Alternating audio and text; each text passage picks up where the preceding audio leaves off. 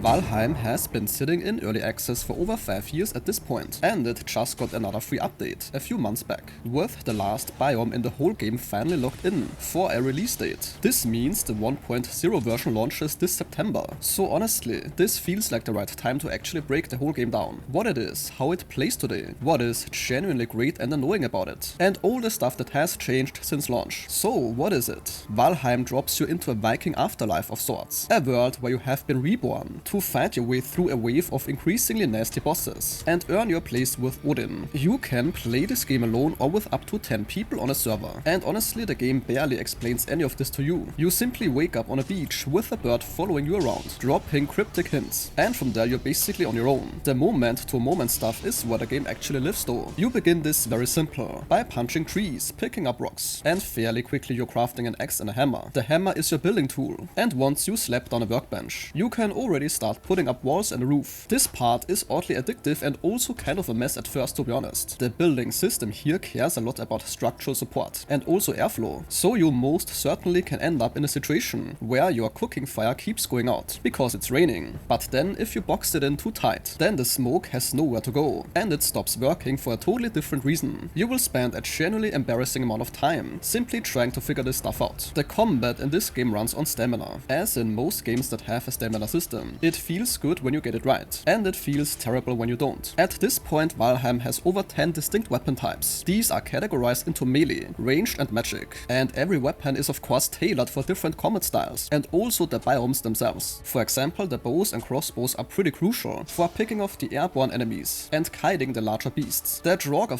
and Arbalest are pretty much some fan favorites. Food is also immensely important in this game, because those give you buffs and health and stamina bonuses. The actual progression in this game is tied to the biomes, and the world is laid out so the safer stuff is near the middle, and things get rougher the further you go out. Meadows is first, then a darker forest, and so we don't spoil this, it simply keeps escalating from there. Each area has its own boss, and you find these hidden along the way, usually through altars. You then bring an offering, usually trophies from creatures you have killed, summon the boss, and beating it both unlocks new crafting tiers, and also gives you a permanent little power that you can activate on a cooldown. This is a pretty solid structure in my opinion, and it does most importantly a good job of making the world feel worth wandering through, instead of simply following quest markers. But with that being said, there is a decent amount of stuff here that will test your patience. For example, dying actually hurts a lot here. You drop everything you're carrying, right where you fell. You lose a chunk of your skill progress. And of course, if you can't make it back before you die again, then the first pile of your stuff is basically gone forever, buried under a second one. This one kinda sucks, to be honest, especially when you simply die somewhere deep and dangerous, or when it's not even your fault, or at least you're convinced it's not your fault. The weather can add another element of annoyance on top of this, since being cold or wet slows down your stamina regen. Of course, this matters a lot when half the game is built around managing that stamina bar. Also keep in mind that quite a few awesome weapon types, for example if you're hoping to play with fists, or heavy hammers, or magic staffs early, these ones are mostly locked out until you have cleared several bosses first, and this can take a good while. Of course, none of this makes the game unplayable. It is simply that the difficulty often feels like it's coming from restrictions and punishment. The actual combat and exploration underneath all of this is of course genuinely fun, which is probably why so many people stick with it anyway. Now as for the most important part of this video, where does the game stand today? Since the 2021 release, there have been exactly 7 major free content updates, and I mean major ones, and these have steadily filled the game out. The early ones mostly reworked food and added a proper building tier system. Then came the whole new snowy biome with its own dungeon type. Then the Mistlands added a magic system with staffs. A new merchant character showed up with their own quests, and the Ashlands update brought a full fire and lava biome with the new final stretch boss. Most recently, last September, the developers overhauled combat again,